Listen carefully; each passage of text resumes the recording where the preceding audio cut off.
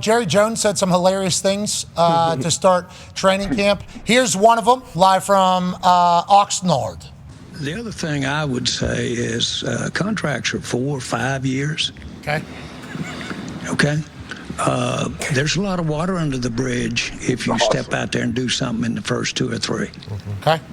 You can get hit by a car. Fuck. Seriously. And so there's a lot to look at over a lot of years that could make a big difference.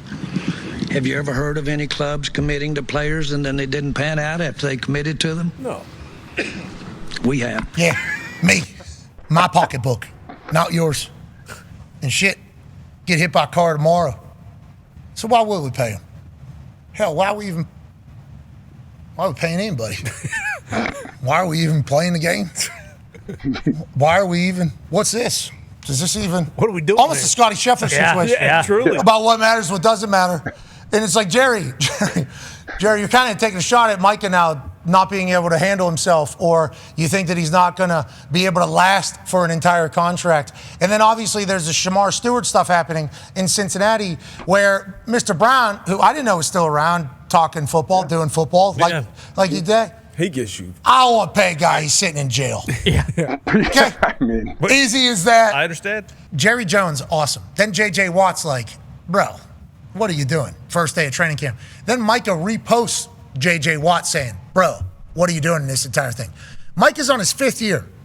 So that is, obviously, you get the option to pick up the 5th year. Very rarely at important positions do we see the player play through the entire 5th year without getting a big-time deal, especially if the person is considered a long-term pillar of said franchise, which I think since draft night, Micah has been considered because he's been a Cowboy fan his whole life. Him and Jerry hit it off. Then Jerry says these things. Is there a chance Jerry doesn't pay Micah? That seems like a 1 in a billion chance that he doesn't pay him. But is that where we're headed? And what are your thoughts on how it's all kind of unfolding?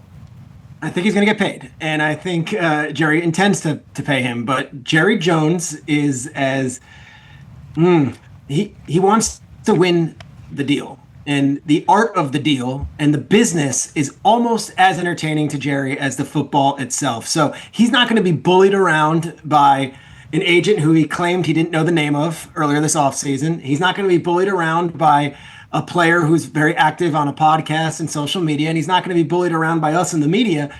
So I think Jerry's having a little fun here, and at the expense, it might be the goodwill of a player who has lived up to expectations, who has done everything you can ask for, and wants to be the face of the Dallas Cowboys. I would think before the end of the season, just like they did before the start of the season, just like they timed it perfectly with Dak in week 1, we'd have news just as Jay Glazer's getting on set. Like, Or hey, CeeDee Lamb, just as we're finishing training camp. Like, I think Jerry likes that splash, and Jerry likes to take it to the wire. But at what cost? In my eyes, I'm with J.J. Watt on this one, where it's, what is the win? What is the win in even tempting fate and putting that stuff out in the ether with a player like Micah Parsons? But this is how Jerry does business. The guys do get paid, and sometimes he's got to pay a premium for it because he does it at the last second instead of doing it earlier in the process.